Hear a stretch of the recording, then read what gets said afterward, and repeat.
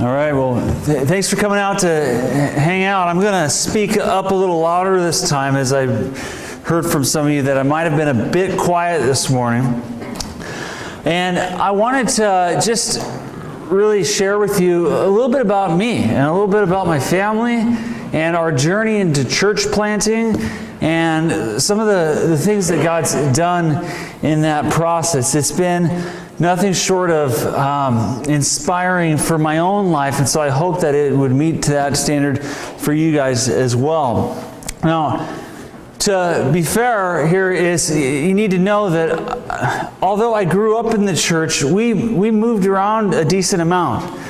And so I had a season in a Pentecostal church, and I had a season in a Mennonite church, and I had a season in the Baptist church, and we probably had 15 churches growing up. That's a lot. I couldn't tell you or remember a single person from growing up in church. Now that's really difficult, right? Because how do you build relationship and community? And I'll tell you, it's not easy.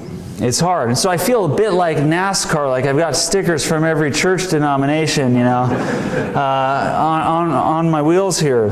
And so coming to be a part of the Mennonite Brethren and the community that I'm part of now was a season. However, after moving to Phoenix, which I should start before that, I guess. I was born in Iowa. And my grandparents had a farm, and I spent the summers there. So I feel like that should give me some credibility in the room, okay? And it was corn, so if any of you grow corn, there you go. And I loved Iowa and spent much of my life there. And, but from there we moved to Indiana, as my dad's job kept moving us across town. And then we go to Indiana for a season for about 3 years, and then to Arizona. And when we moved to Arizona, that caused issues for my parents and for their life and where they were at. And you could just see the tension beginning. We stopped going to church, and my mom was going to one church and my dad was going to another church. And us kids could sort of pick and choose between the two on Sunday morning. And again, that was kind of hard. It was hard to get connected. It was hard to get community. I didn't really have it. And what I realize now looking back is by not being connected in community, I never really had Jesus. I never really had a relationship with Him beyond just hearing and understanding a few things that have been taught to me along the way. I knew my parents loved the Lord, but I didn't know really what it looked like. And it was confusing to me that we would love the Lord but not have the same love for the church or for a body of people. And so when high school began, I put down the church life, I put down the Bible, and I picked up a bass guitar. And I loved that bass guitar. And I began to play, and I was following some of my favorite bands and trying to learn their songs, and I got okay at it. And what eventually happened was I started to sort of think, well, maybe, since I moved around so much and I had so much different experiences, maybe I could do this music thing, but in a way that would honor God, but also allow us to sort of be really, famous one day. This is a good goal, And so I formed a band with my brother. And junior year of high school, I don't know how, because our music was terrible then. But we started attracting a lot of people to our shows. And within about 6 months, we would have over 1,000 people showing up for our concerts. And we were in junior high. Or I'm sorry, we were in high school, but we were in our junior year. And we weren't really sure what it meant to be in a band or what it meant to play music. We weren't even really sure about our faith, but me and my brother were trying to sort of put the pieces together. We felt like if we keep God in this somehow, perhaps that'll make the band really successful. Well, it doesn't work that way.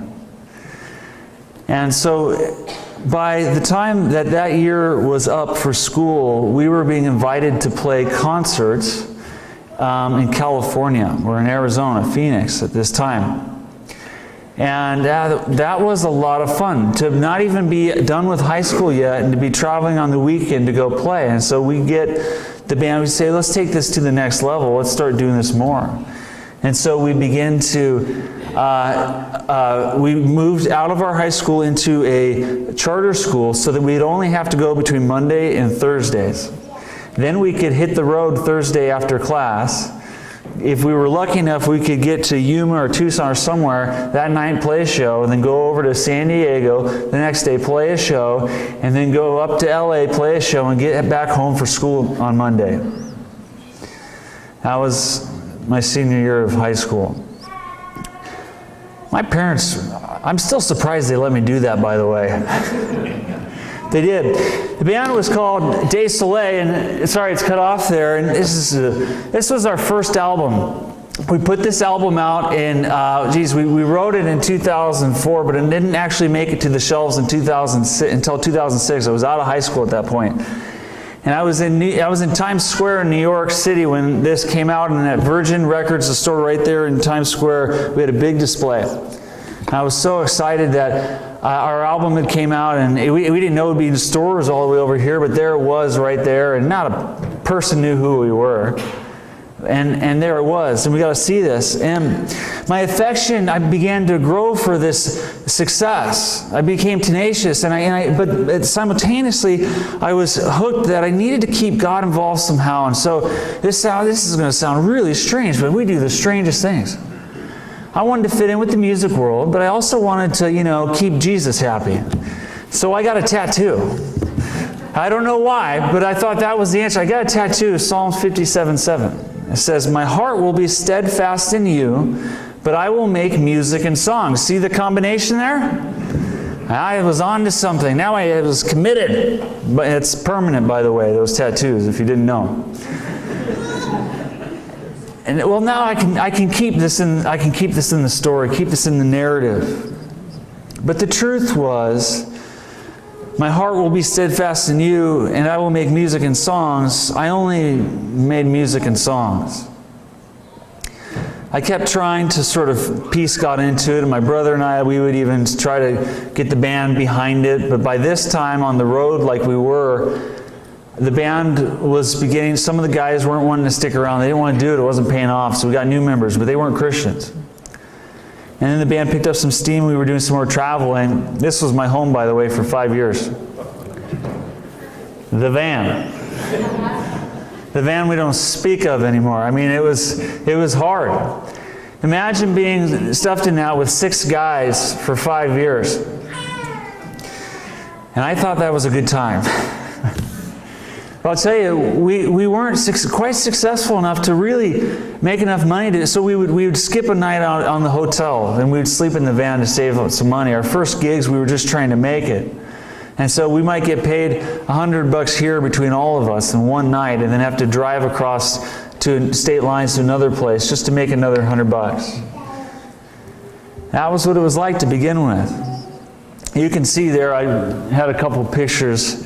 The picture at the top was one of the first promos we did for AP Magazine, which is a national magazine. We thought we were so cool. And we did a reunion show about a year ago now, and there's the photo at the bottom as we had some fun with that. Just a couple pictures here. Oops.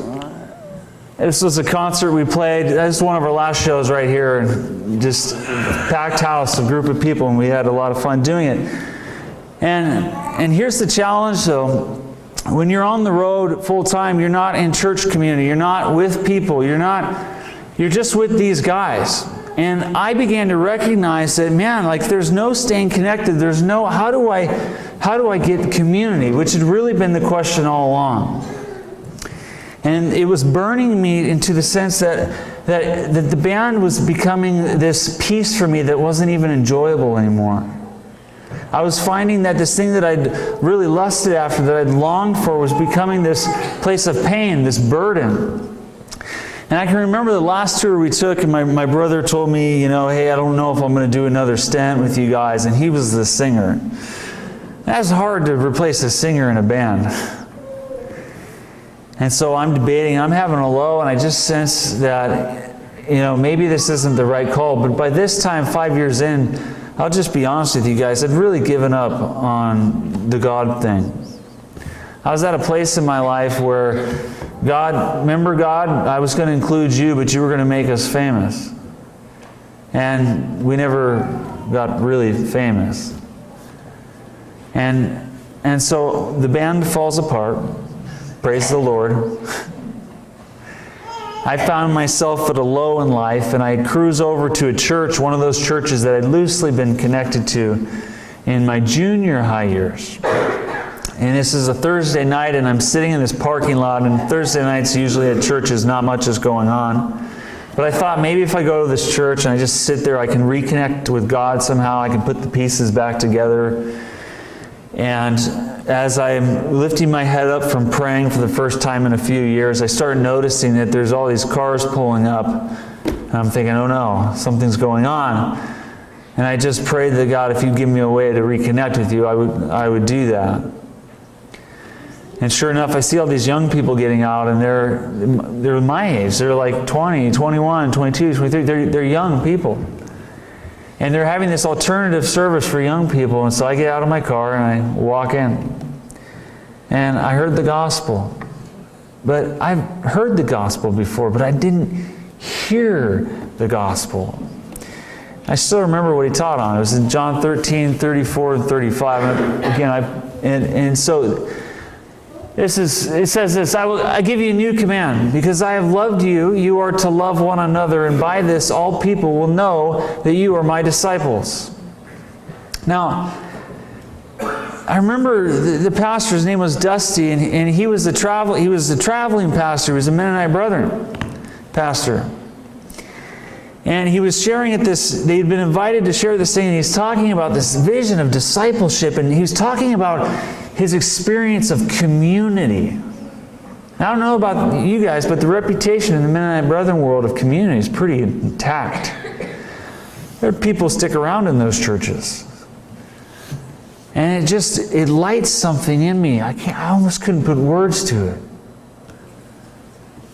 And so I go up to the pastor after he's done. I'm like, dude, you have no idea, man. The last 5 years I've been on the road.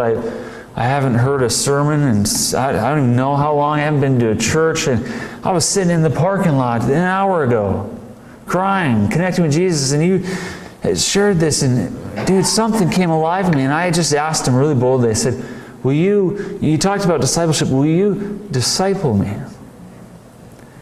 And he kind of does one of these. Now, you got to know, I've got a lot of tattoos. And some people thought my jeans were like my girlfriend's jeans. They were a little too tight, if that makes sense. I didn't fit in. I didn't know I was a musician. I was an artist. So I stood out in this crowd. And I'm asking him to disciple me, and he's this Mennonite Brethren pastor guy, and he just looks at me with a smile and said, of course I will. And that next day, we went and we got burgers, and I asked hundreds of questions. I think I asked if dinosaurs walked the earth with men.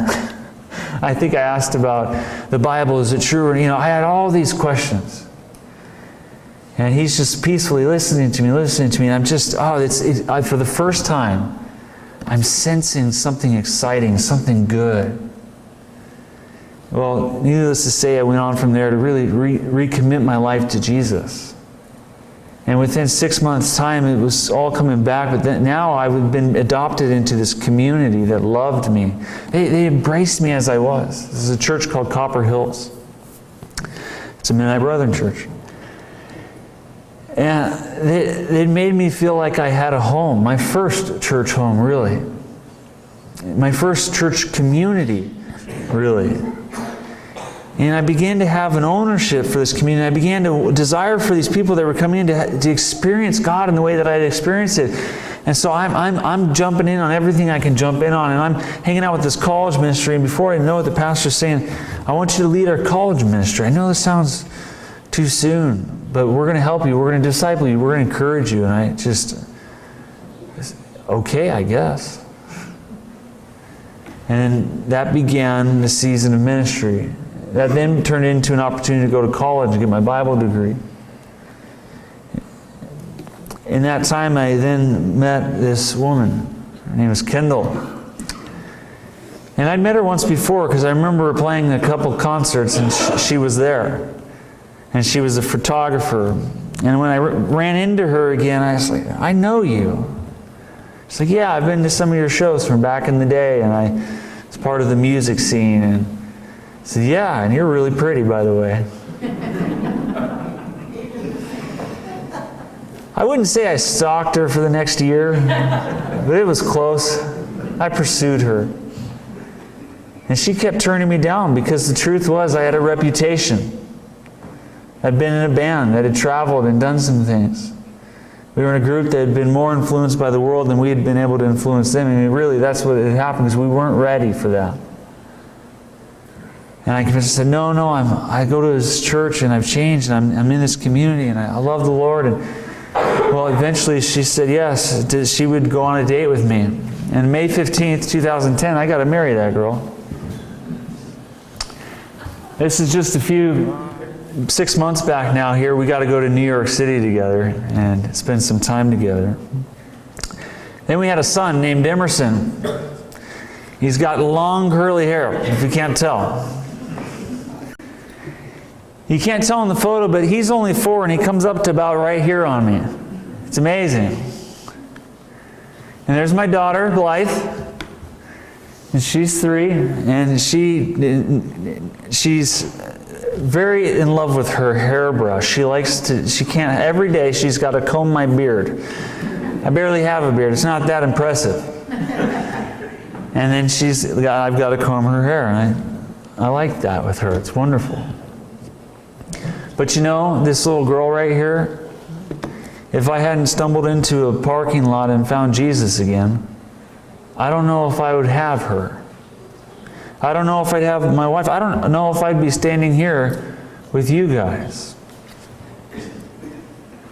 Here we all are together. About 2012, 2 years into being married, we developed the college ministry and we were handing it off. And my heart began to rekindle for really the musicians in the world, the artists in the world. I started thinking back to me and said, I didn't have anybody. I didn't have a pastor. I didn't have a person. So I sort of took it upon myself to become a chaplain of sorts for artists and musicians. And I would go to the concert still, and I would connect with guys, and I would check in on them. How are you doing? Are you staying connected to the Lord? Do you know who the Lord is? And I had a reputation in the music scene, and so people would invite me to talk to them and hear about Jesus. It was an awesome experience, and it began to sort of emerge out of that was this growing community of people that were unlike anyone else. And this vision that just really came birth for us, that we wanted to plant a church for what we call the unlikely. People you wouldn't likely find in the church. You see, in our context, it was all suburbs and large mega churches. But guys like me just didn't really fit in that. And we wanted to have a place where anybody would feel welcome, where anybody would feel comfortable.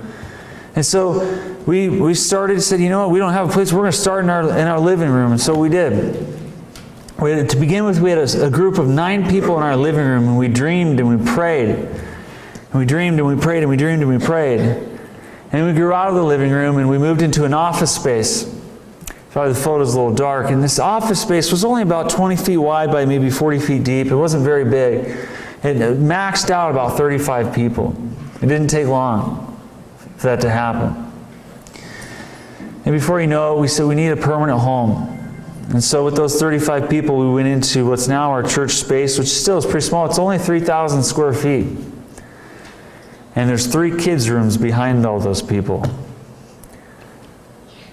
And within a year, we'd filled the place.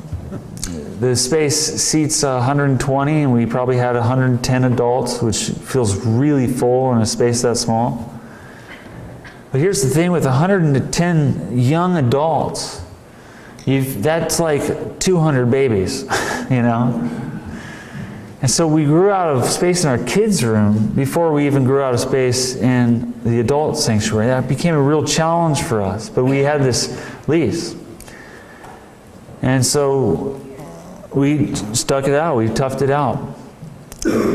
I want to share a little bit some photos. We've had, you're not going to see all the baptism images here, but we've had somewhere in the neighborhood of 15 baptisms since we started. On your guys' right is Jerome. This is the first guy I baptized. He came as a non-believer, gave his life to Jesus, got baptized, began serving. He now is a leader of one of our missional communities. He serves as a leader, and we're even starting to think that maybe he could be an elder one day. In the course of 4 years, this guy's just grown. It's been amazing to see what he's gone through. On your left is a girl named Samantha. She's an amazing individual. Comes into our church with her boyfriend, and she's never connected with God before, and she decides to give her life to Jesus, and she gets baptized, and then before you know it, her husband, there he is. He's getting baptized too. And then you see the girl next to him. That's his mom. She came to that baptism service. And she confessed. I remember in her story, she was telling me that she had a Buddha on the wall over here and something else, I didn't even know what it was, on the other wall. She tried to connect with all the different gods, and it just never worked. Until she came to Axiom and she heard the gospel, and she saw her son and her son's girlfriend and began to meet Jesus. She gave her life to Christ. She got baptized. They're all still at Axiom. Here's some others. You can see we've had a heart for unlikely folks. The guy on your right here, he's an undercover agent and works in a crowd that's very hard and very unique. And he found that Axiom was a space for him because he had all these tattoos, and he had this himself a musical background, and he just felt a lot of judgment from the church. And he found home, and he found Jesus, and he got baptized. The guy right next to him, Logan, was a musician and an artist in the music scene, and he came to the Lord. It's just unlikely people. Reaching the unlikely for us meant that we had to be in the community if we're going to get to know them. If we're going to be reaching at all, we got to actually go somewhere. And so we've just a couple photos here to show you. We've been relentless in serving people that are in need and the kind of areas of their life that maybe they don't have resources to do. And so you see some things here. We've also, these guys over here on the other side, both musicians, artists from the music industry, coming to our church and hanging out. And there they are, they got vests on, they're out putting fire alarm systems in people's homes that all the fire alarms have been expired for years to make sure the kids have a fire alarm that works.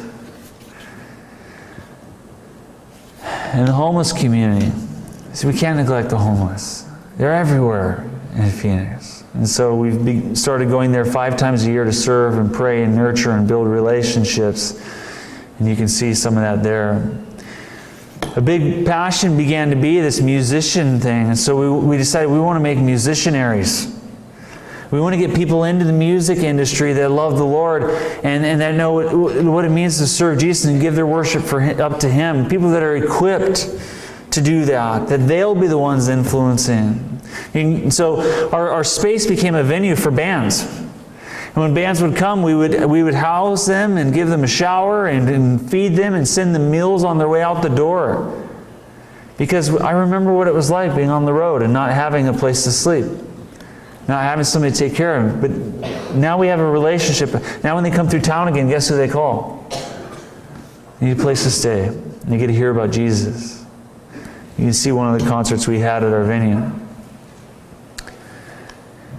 And now, not only have we had the chance to connect with the music industry, we've grown out of our current space, and God's given us an opportunity to purchase now some property.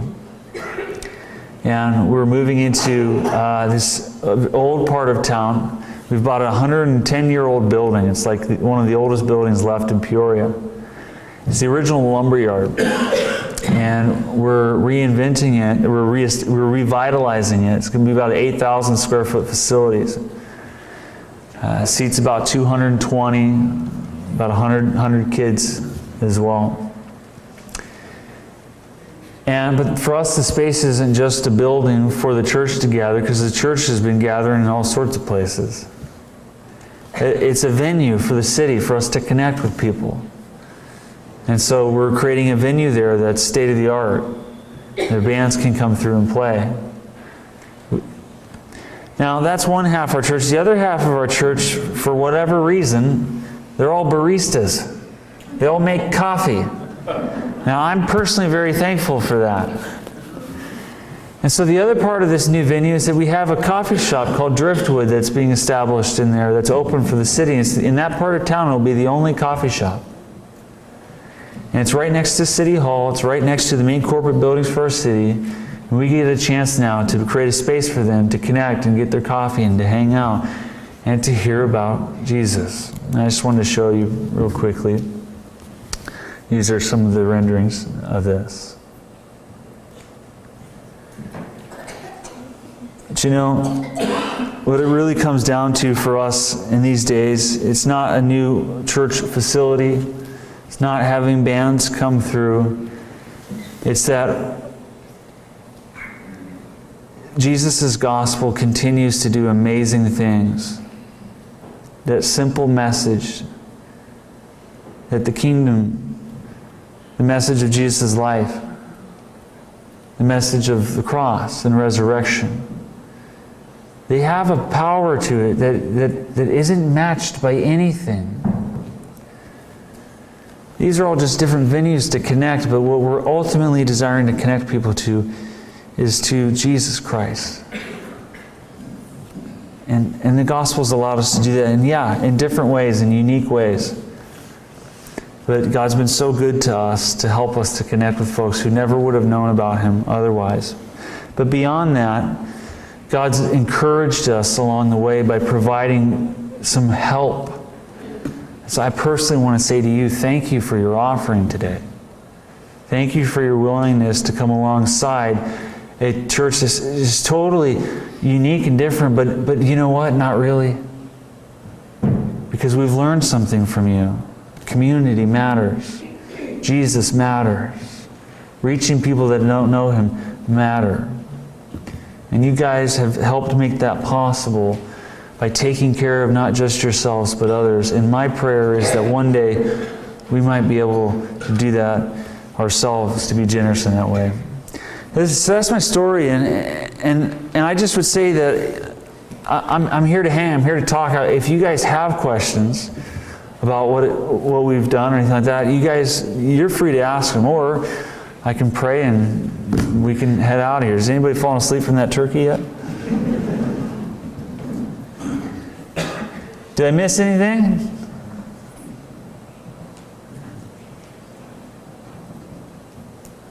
What about Axiom? How did you get to that name?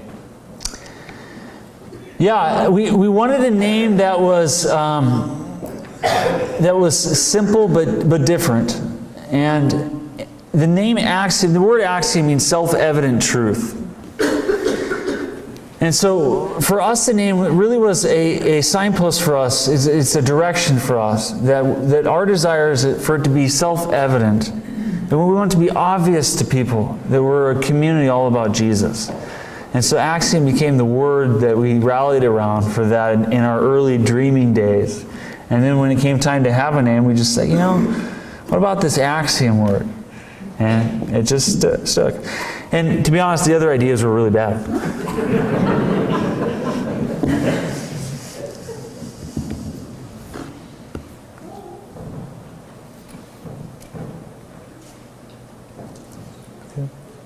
Yeah. How large is the urban area surrounding your facility? What's the population in the area?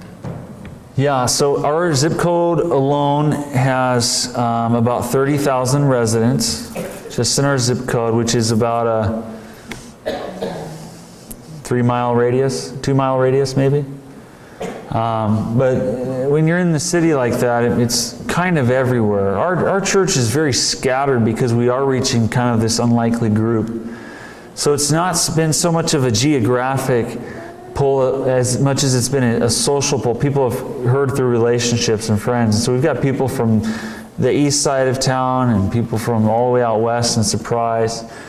Nobody from Sun City yet, but we're working on a couple right now. We'll get them there. And so there's millions of people in the city.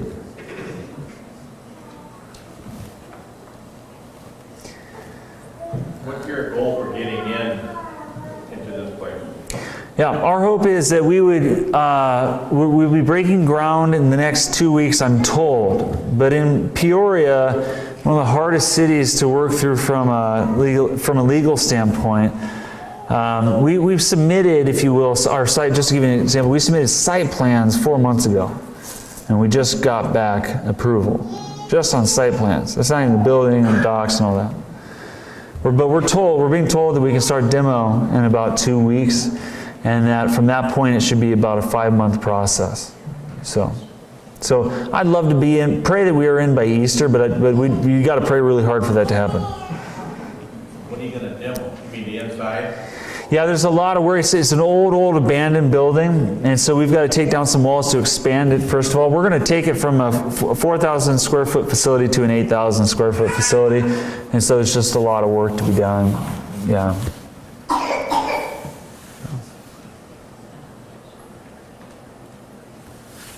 What will your service be like? Yeah, like a Sunday morning? Yep. Well, it'll be awesome. I can tell you that much. We're fairly simplistic.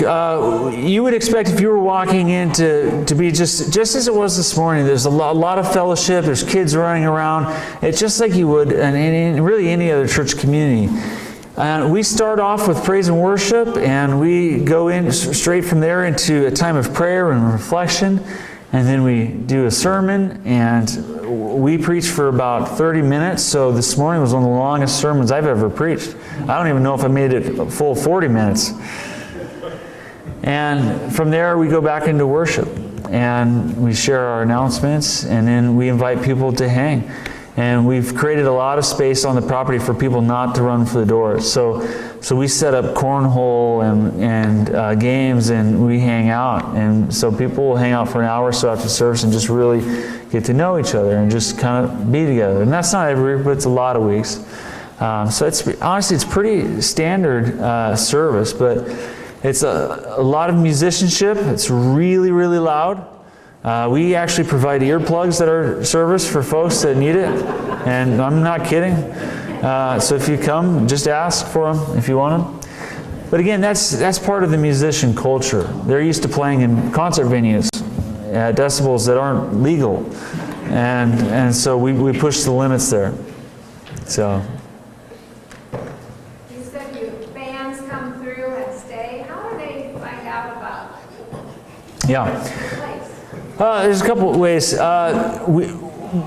Because we've been in the music industry ourselves for so long, we've just got to know an artist. That's one way. The second is, when we launched this last space that I showed you, we launched it as a venue, not really as a church. We launched it as a space for bands and artists to come through. And so the promoters in town were all made aware of that, and we invited them out and told them about it. And they started booking bands there, and we would just offer to the bands, hey, if you guys need a place to crash tonight, come hang at my place, okay? We're going to get you guys some pizza, and you can take a shower, do your thing, and go. And now we're beginning to partner with an organization called RIFO, which is an acronym for Rock Your Face Off, which is, I know, it's a bit extreme, but they're a Christian organization, and they put musician chaplains out on the road with bands, and that's something we're looking at partnering with them on. And they provide crews to come with bands when they show up in town to set up and tear down and to serve them. And all the homes that they partner with, their host homes, they equip with materials, reading materials, and they help them learn how to share with the artists and musicians about the gospel in a way that makes sense for them. And so we've just begun to work with them, and we're really excited. In fact, two of the guys that are in our church serve now with RIFO in a really intensive partnership kind of way. So. You just have services on Sunday, or do you have other things going on during the week? Yeah, we have discipleship groups. We have what we call missional communities. Missional communities is similar to like a life group or a Bible study group, but our emphasis is if you read about it, then you go do it. So 1 week we'll read about it, and then, okay, so now what are we doing? Well, it was talking about feeding the poor. Okay, so next week we're going to go do that. And then the next week we come back and we're in the Word again, and we have food together, and we have some hang time. And then the following week we go and we have what we call Holy Merriment, which is really a theology of party. Okay? Sounds a bit extreme, doesn't it? But what we've said is that our Bible study groups shouldn't be Bible studies. The Bible's purpose of studying the Bible is to get out and be Bible doers. And so we get together, read the Bible, and then we go and we serve. We get together and we read the Scriptures, and then we go and we fellowship with non-believers. We tell everybody in our church, you need to be able to name 5 people that you're in good standing with that are outsiders, that are non-believers. In fact, Paul tells us that, by the way. And so we encourage people to build relationships with the people that don't know the Lord, and so that we can be praying for them and connecting with them. So those groups are going on as well. And then we do a lot of functions and events that are really neat. We do something called Nerd Night, where we get a bunch of board games and video games out, and we invite all your nerd friends. And we have Mountain Dew and pizza.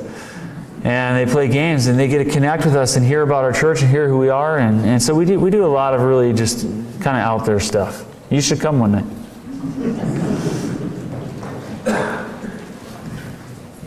But for us, it's not about doing things differently. It's about being effective with what Jesus has given us.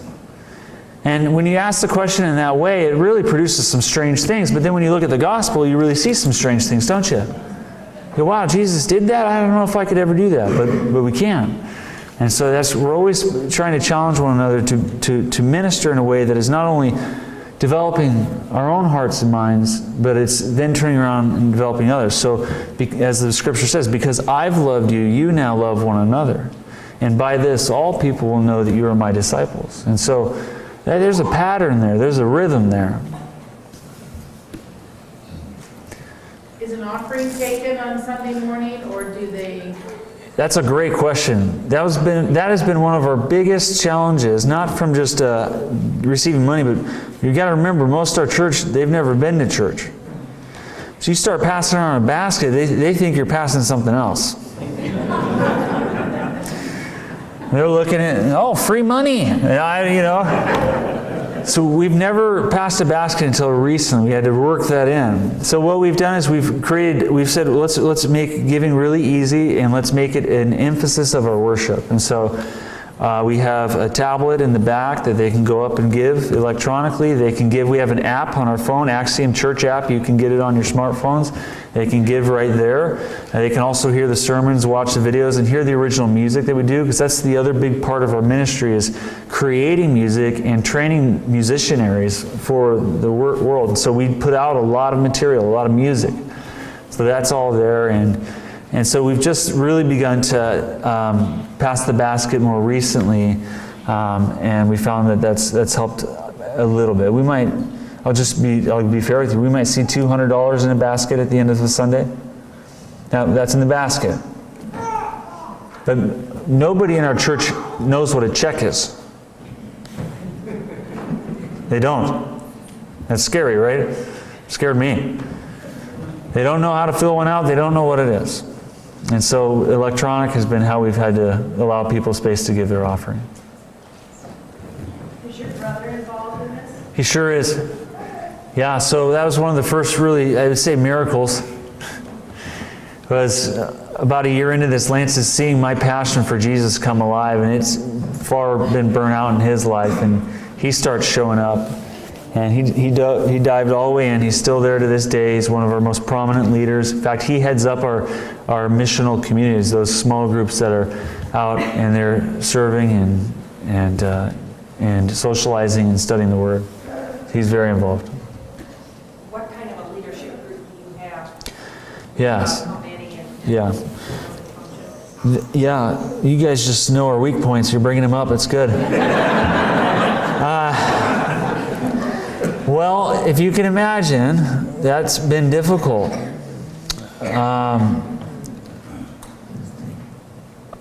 We've become, strangely, a lot of pastors that have been hurt by the church have shown up in our church. But they haven't wanted to serve and get involved because of their past experiences. And so we've really had to lean outside of our church body to find accountability. Copper Hills Church provides 2 of their elders serve us as interim elders these first years. Don Morris, he serves the national body. The Mennonite Brethren serves. He comes out almost 4 to 5 times a year. He doesn't hit deer when he comes out there, though. And Gary Wall, our district minister. But we've just begun, actually just in the last 6 months, we've had our first elder from within the body be established. And we have all of our missional community groups have some leaders. They're not elders, but they're leaders. But pray for them. And I mean that in the kindest way. They're young. They're very young. They've got a lot of questions. They don't have a lot of time even knowing how to discern the scriptures and stuff. So we've had to do a lot of Bible training. Our health assessments really point to really low education and high experience. Worldly experience. And so we've really had to up our leadership development. 6 times a year now, every other month, we have leadership development and training courses that we host, and our elders lead and teach, and we bring people in to help. And so, yeah.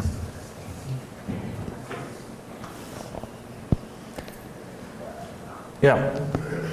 One of the things, the unique things about a rural church is we are pretty static in our membership, and there's a few people coming and going, but the core group stays pretty intact. Yeah. What kind of turnover do you experience in the urban setting? Yeah.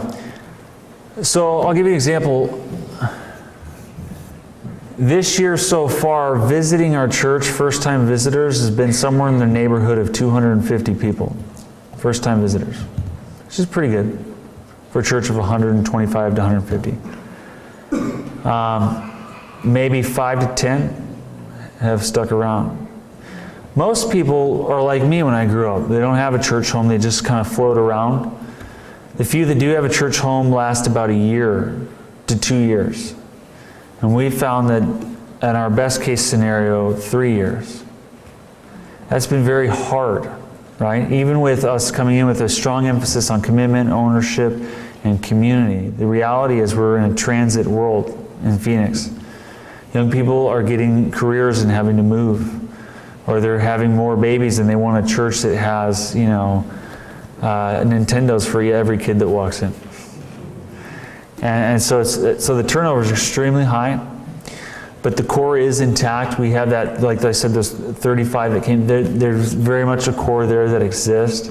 That's been a huge challenge for us. There's no such thing as I went to this church my whole life at Axiom. I don't even know if that would exist in Arizona, Phoenix. It's just too rare. So yeah, that's a blessing. That's something you guys have that is something we long for. And when we see commitment like that, that just speaks to my soul. So. Is your church mostly young couples, young families, or you have some older? Our median age is 25. Our oldest couple is in their early 40s.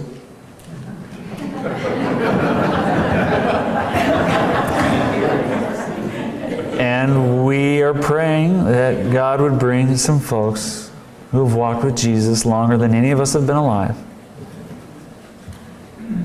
And recently we've had a few couples like that visit, and it seems like they might be coming around. And so we're actually pretty encouraged right now that for the first time we've started to see some folks that are a little bit older. Yeah. So if anybody here is feeling the call right now, I talked to Pastor Robinson. Well, thanks for letting me share and just share my story this evening, and for encouraging me with your hospitality and your food and your friendship. Please continue to pray for us. And if I found out today, a lot of you visit Arizona. And I would challenge you to come say hi to us, come cheerlead us in the present when you're there. So let me pray for us. Heavenly Father, we are delighted to have the opportunity to come together and experience one another, but mostly because we know that we get to experience you in food and fellowship and in the sharing of testimony and what's going on around the world. Lord, I want to thank you personally for connecting our church to this church all the way across our country that has welcomed us and has been willing to take care of us. I pray that there would be fruit that would, seeds that would be planted because of that, and fruit established in the lives of people in our church, but also in the lives of people that we haven't yet reached. Lord, I ask for this church that they would not just be a static church. They would see that this church is a growing church, that there are people that might come and call this home, that they would fall in love with this community and fall in love with the passion that exists in this community to see your kingdom established, to see your name honored. Jesus, I pray specifically for young people that they would come, and they would come longing to connect with people far older than themselves, to build friendships, to build bridgeways in that direction so that they might be appropriately discipled and encouraged by the gifts that exist in this room.